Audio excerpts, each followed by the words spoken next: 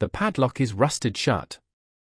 6:14 in the morning, and you are standing in front of Unit 114 with a pair of bolt cutters that cost $11 at a hardware store in 1998. The lot is empty. The gravel is wet.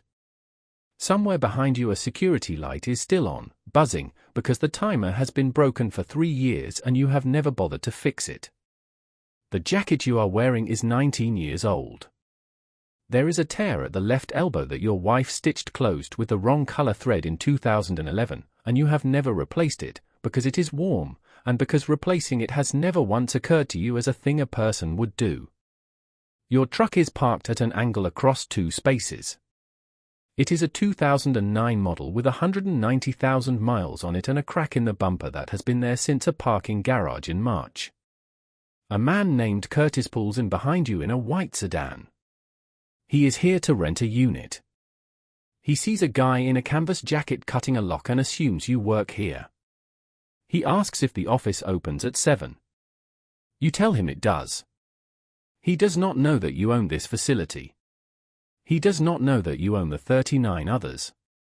He does not know that the number on the statement your accountant sent you last Thursday, the one you have not opened yet, has 9 digits in it.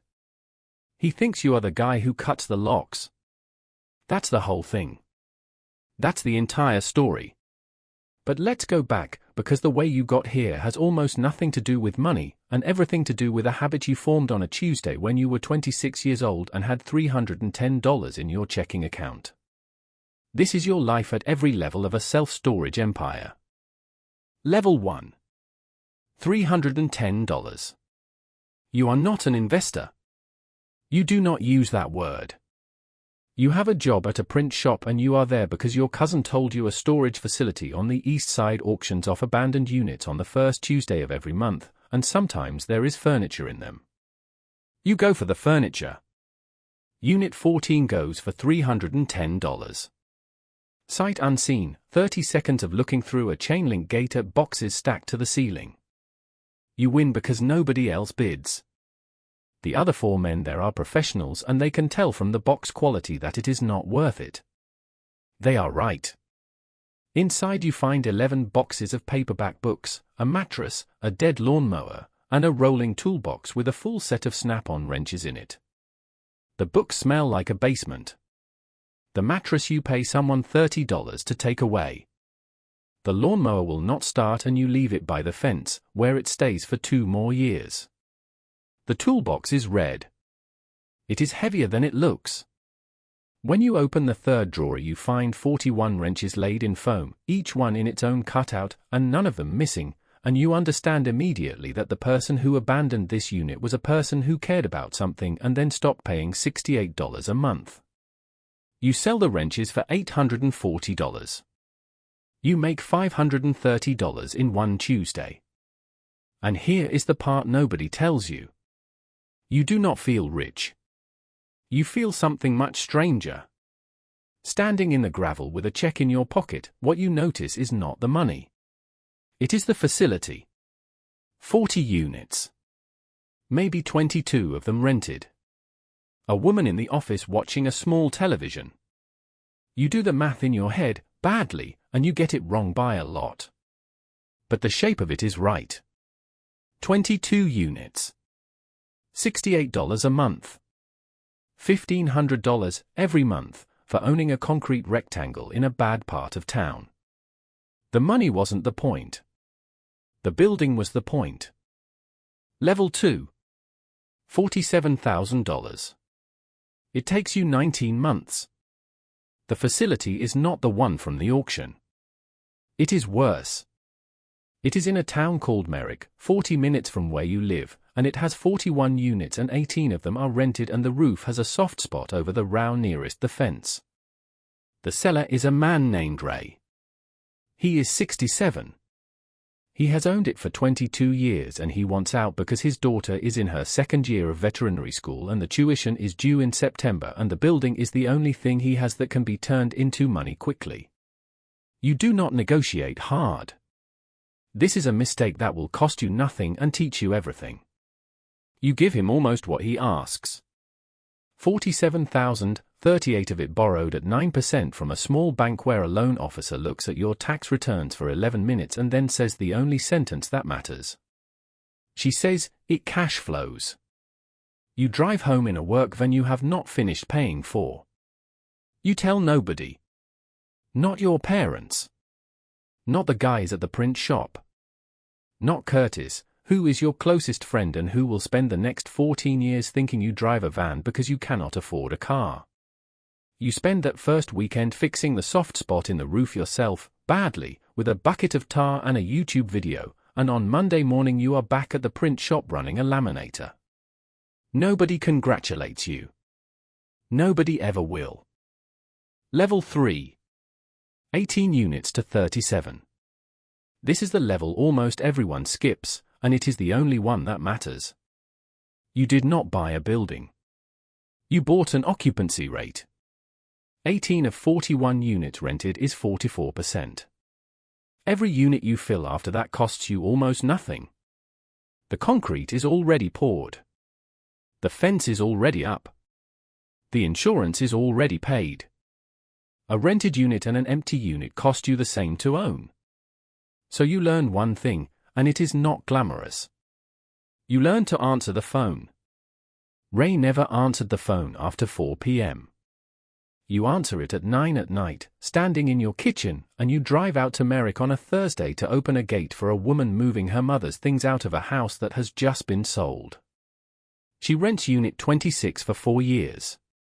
Her name is on a lease you typed yourself in 12-point Times New Roman and every month for 49 months, without a single phone call or reminder or late notice. $68 moves from her account into yours, because on one Thursday night you drove 40 minutes to open a gate. That is the whole business. That is all of it. There is no second thing. You raise the rent for dollars in year 2. Nobody leaves. Nobody notices. For dollars across 37 units is $148 a month you did not have, for work you did not do, forever. In 14 months you go from 18 units to 37. Revenue goes from $1,200 a month to $2,500. The building does not change. Nothing physical about it changes. You did not make the asset bigger. You made it awake. Level 4. 310,000. The bank calls you now. That is the difference. The second facility is in a town you have never lived in, off a highway exit with a traffic count of 11,000 vehicles a day, and it has 96 units. You pay $310,000 for it, and you put down 41, and the 41 came out of Merrick. Merrick bought it. You did not.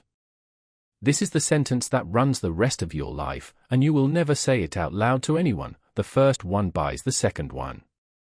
You are 31 years old. You still work at the print shop.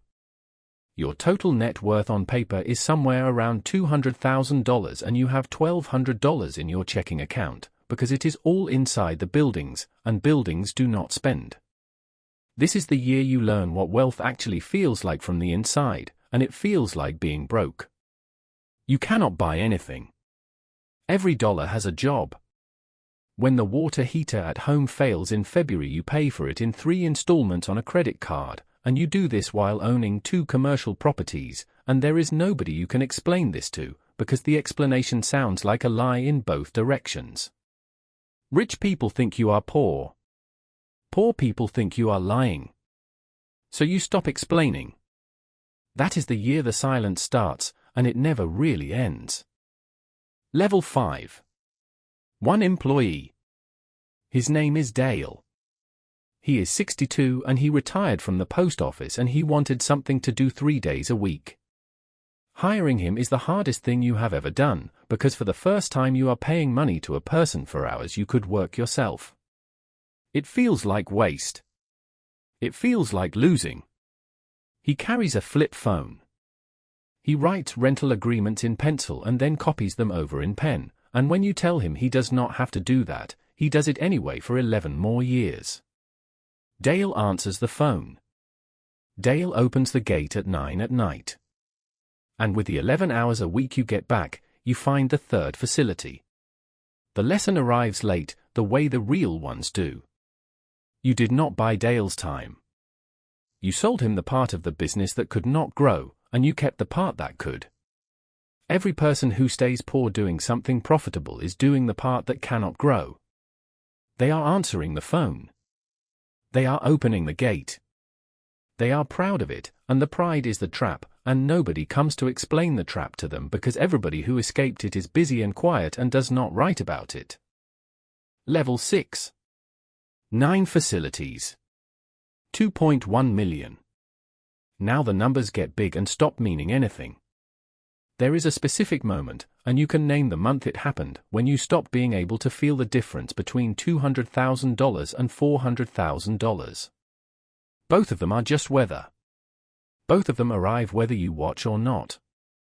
What you can still feel, at 9 facilities, is a broken gate arm at the Merrick property, because a broken gate arm means a phone call at 8 in the evening, and a phone call at 8 in the evening means a person standing in the rain with a truck full of their mother's furniture and nowhere to put it. The money became abstract. The gate arm never did. 9 facilities. 680 units. $2.1 million a year coming in. Your accountant is a woman named Denise who has done this for 19 years and who says almost nothing. She looks at your statements for a long time and then she tells you that this is the most boring portfolio she has ever seen. You say, "Thank you." She says, "That wasn't a compliment." She laughs anyway, in spite of herself, and then she stops laughing, and she tells you a thing you do not forget. She says that in 19 years she has watched 40 people build something and then buy a boat, and she has watched 2 people build something and then buy another something. She says the boat people always come back. You ask her what she means by come back. She takes a long time to answer. She says they come back to her office, 5 or 6 years later, with a different kind of paperwork, and they always start the conversation the same way. They always say, "I don't understand what happened." She says she does understand what happened. She says the boat did not sink them. The boat was a symptom. What sank them was that they stopped finding the next boring thing interesting. Nobody has ever explained your own life to you that quickly, and she does it while stapling something, and then she asks if you want a copy for your records. Level 7. $18 million. The call comes on a Wednesday. A man from an institutional buyer in Chicago, very polite, who says the word portfolio 4 times in 90 seconds. He offers $18 million for all 9. You are standing in a Home Depot when you take the call. $18 million. You are 41 years old. You could stop. You could stop today. You say no, and you cannot fully explain why, and the explanation you give yourself in the parking lot afterwards is not the real one. The real one is this: the 18 million is a number. The 9 buildings are a machine. Nobody gives you a machine for a number. They give you a number for a machine. The man from Chicago calls back twice. The second time he raises it to 21, and he says the word liquidity, and he explains, kindly, the way you explain something to a person who has not understood it, that most owners in your position would take this. He is right. Most would. He is also telling you, without meaning to, exactly what the buildings are worth to a person who knows what they are worth. And a man who has to explain to you why you should sell has already told you why you should not. You buy a package of drywall screws for $4.87 and you drive home. Level 8. 40 facilities. 47 million. You stop going to the buildings. This is the level that costs something. There is no version of this where it does not. You have a regional manager now, and a software system, and a lawyer in a city you visit twice a year, and you have not personally cut a lock in 6 years. Curtis asks you for $60,000. He is your closest friend. He has been your closest friend since you were 19. He wants to open a restaurant, and he has a plan, and the plan is bad in the specific way that all restaurant plans are bad, and he does not know that you could write the check without noticing. You do not give him the money. You spend 11 Saturdays with him instead, going through the numbers, and on the 9th Saturday he finds the flaw himself and goes quiet for a long time. He raises the money for other people, over 2 years, and he opens a smaller place than he wanted, and it works, and on the night it opens he cries a little in the walk-in cooler where he thinks nobody can see him. He has never once thanked you for saying no. He does not know there was anything to say no to. You think about that night more than you think about the 18 million. Because $60,000 would have made him grateful, and grateful is a thing that curdles. 11 Saturdays made him capable, and capable does not curdle. But 11 Saturdays cost you something the check would not have cost you, which is that you had to watch him struggle, and say nothing, and drive home 9 times. There are rooms inside your life that nobody gets to walk into. Level 9. 9 digits. The statement is still in the truck. You have not opened it. You know roughly what it says, the way you know roughly what time it is without a watch, and roughly is close enough that opening it feels like a formality performed for someone else's benefit. 40 facilities. 3,100 units. Land under all of it, which is the only thing you were ever actually buying. And here you are, at 6:14 in the morning, in the gravel, with $11 bolt cutters, cutting a rusted padlock off Unit 114 because the tenant stopped paying 9 months ago and moved to Arizona, and Dale is 79 now and does not do gates anymore. You could send someone. You drive out instead, once or twice a month, to a facility of your choosing, and you cut a lock, and you look inside, and you feel exactly what you felt when you were 26 years old holding a set of snap-on wrenches in a parking lot. Same feeling. More zeros. That is the entire secret, and it is a disappointing one, and nobody will believe you if you say it out loud. Curtis is standing behind you. He has locked his keys in his car and he wants to know if the office has a spare. You tell him Dale keeps one in the drawer. He asks how long you have worked here. You think about it. 24 years, you tell him. He nods. He says that's a long time to be doing the same thing. You say yes. And you mean something completely different than he thinks you mean. He goes to wait by the office. He does not know that the gravel he is standing on has been generating money every hour of every day for 19 years, including while he slept last night. He does not know that the security light that has been broken for 3 years costs you nothing to leave on, because you own the meter it runs through. He does not know that the $11 bolt cutters in your hand are the most expensive tool you own, because everything else was paid for by something else. He knows you are the guy who cuts the locks. And you are. So here is what I want you to sit with. Everything in this story was available to everyone. The auction was public. The building was listed. The phone was ringing. The only thing that was scarce was the willingness to own something boring for 24 years. Ask yourself which of those you actually lack. Next time, we open the vault on a fund that beat the market for 30 straight years, and has never told anyone how.